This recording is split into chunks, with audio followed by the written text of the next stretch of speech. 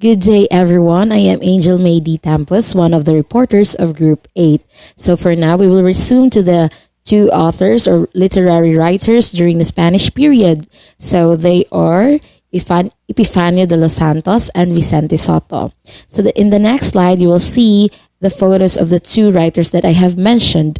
So the first photo with the eyeglasses, he is Epifanio de los Santos, and the next photo with a cigarette, he is Vicente Sotto. So these two writers that I have telling to you that we will tackle all about their life, their literary works and contributions during the Spanish period. So we will now begin. So I will now give the floor to Justine-Marie.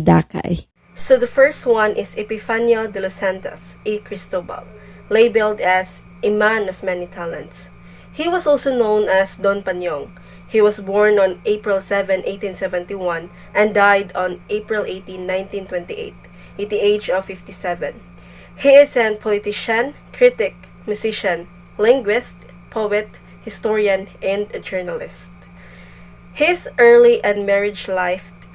At the age of 7 years old, he was sent to the Ateneo Municipal, a Jesuit boarding school in Manila.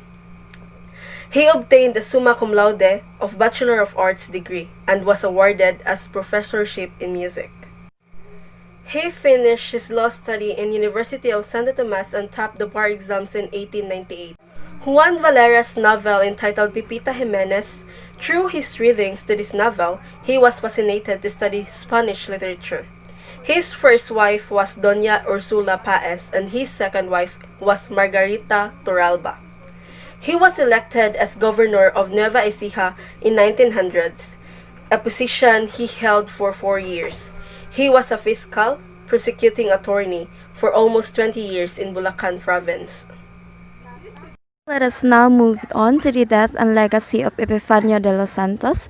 So, Epifanio died on April 18, 1928. And as a tribute, the Philippine government offers him a stately funeral, and the EDSA, which is the main road through Metro Manila, was named after him. EDSA was a abbreviation of Epifanio de los Santos Avenue. Also, several schools, streets, college, hospitals, printing press, and an auditorium in National Library of the Philippines was named after him, not just to honor or to pay tribute to Epifanio, but also to express gratitude to all his contributions to our country. And also, the Philippine government, by the virtue of Philippine Clarine Act, they negotiated to Epifanio's widows and families, in which they bought the collections of Epifanio with a cost of 19,250. So as for his contributions, Epifanio was regarded as a literary genius and best Filipino writers in Spanish, and this has become the reason why the Royal Spanish Academy opened its doors to the young native scholars of the country. He also became the first Filipino member of the Spanish Royal Academy of Language, Spanish Royal Academy Literature, and Spanish Royal Academy of History in Madrid. And this is probably the reason why he was able to enhance his skills, widen his knowledge, and mas timayo pa in the field of literature, and then eventually became a literary genius. He was also a part of La Independencia, wherein he works as a young associate editor with a pen name of Salon. La Independencia, if you still remember, is mao ni siya ang Osaka revolutionary paper that was founded by General Antonio Luna, together with the other heroes, gigamit ni nila para ipahimata ta or pukawon ta sa realidad nga kanang about sa mga binuhatan sa mga Spaniards during that time, and also para makagather sila og courage nga mulaban and dili na magpaabi-abi sa mga Spaniards. Aside from the La Independencia, he was also a co-founder of other newspapers such as the La Libertad, El Renacimiento, La Democracia, La Patria, and Malaysia. And he also contributed some valuable publications, namely Algo de Prosa 1909, Literatura Tagala 1911, Nuestra Literatura 1913, El Proceso del Jose Rizal, Folklore Musical de Filipinas. For the continuation of the contributions of Epifanio de los Santos, he also authored some of these literary pieces. These are the Filipinos y Filipinistas, or translated in English, Filipinos and the Filipinists. Next is Filipinas para los Filipinos, Cuentos y Pasajes Filipinos, or the Philippine Stories and Scenes. And in the years 1903 to 1908, he also authored the book Criminality in the Philippines. He was also a member of the Samahan ng mga Mananagalog, which was initiated by Felipe Calderon in 1904. Just like Jose Rizal, he was a polyglot. Yes, he is fluent in languages, Spanish, English, French, German, Ita, Tingyan, and Ibalao. He was notably translated Florante at Laura classically into a sonorous Castilian. It's a language. He is also considered one of the brilliant writers in the golden age of Filipino Hispanic literature, who had published very many or numerous titles and books, and also considered as was an honorary member of the Academia Filipina de la Lengua Española. And lastly, he was a very versatile researcher, which contributed to early Philippine studies on anthropology, ethnology, archaeology, linguistics, and demographics. Hi guys, so the next artist would be Vicente Soto E. Yap. So Vicente Soto E. Yap is known as the father of Cebuano language and literature. So Vicente Soto E. Yap was born on April 18, 1877 at the Queen City of South Cebu City. He died on May 28, 1950 at the age of 73 in Manila. So his personal life. The wife of Vicente Soto is Maria Ojeda. So Vicente Soto E. Yap has 5 sons and daughters, which are Marcelino Antonio Soto, Voltaire Soto, Filimon Soto, Vicente Soto Jr., and Soga Soto.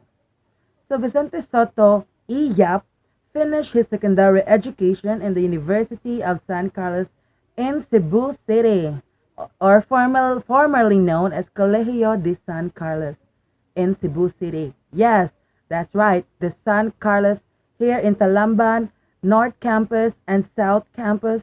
Yes, that's the San Carlos that I mean.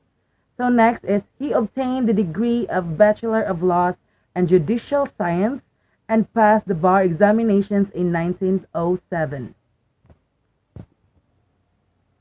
He is also a known Filipino politician and a former senator of the Philippines. So guys, that is the life of Vicente Soto E. Yap. So let's move on to his contributions during the Spanish era. The contribution of Vicente Soto during the Spanish colonialization. He is the author of Press Freedom Law, now known as the Soto Law Republic Act No.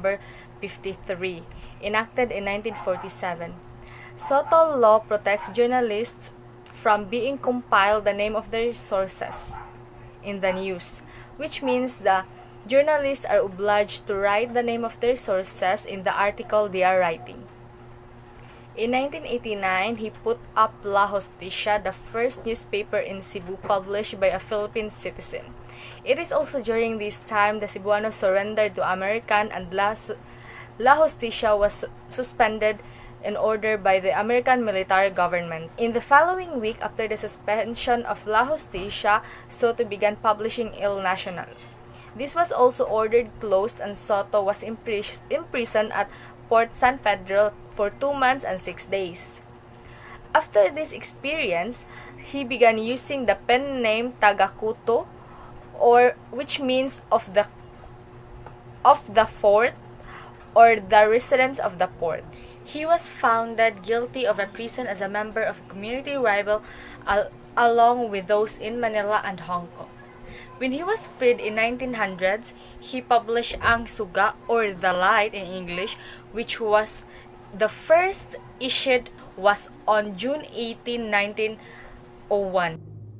Another contribution of Vicente Sotto E. Yap is that in 1911, in Hong Kong, Sotto organized the English-Spanish Fortnightly or the Philippine Republic. A year later, its publication was stopped and its editor was arrested. In 1915, Sotto returned to Manila and began to work on a weekly journal that he named The Independent. Sotto also regarded as the father of Cebuano language and letters. He also published the first ever Cebuano newspaper in 1900, Ang Suga. Sotto plays entitled Paghigugma sa Yutang na Tauhan, or in English, Love of Native Land. It dramatized the Cebuano people heroic struggles against Spanish feudal rule in the modern realist mode. So Sotto wrote, directed, and produced a play entitled Elena. So this play has a 3-act, and the play established Sotto's reputation as a playwright. It was also dedicated to his motherland. So overall, that's the contribution of Vicente Sotto E. Yap. In summary, the two literary writers that we have discussed, truly, indeed, their contributions were a great help to every individual Filipinos before and also today. Because, number one, their contributions and works exposes the wickedness of the invaders, which are the Spaniards. Next, it opened the eyes of the masses and informed the public about the truth through the use of their literary works. Even if it is very risky, that's why they use pen names in order for them not to be identified. And lastly, for us to see and to be aware of how and what did that era has gone through that shaped our culture, beliefs, ideals, and many more in today's generation. I guess that would be all for today. We are the Group 8, and I hope you learned something. Thank you.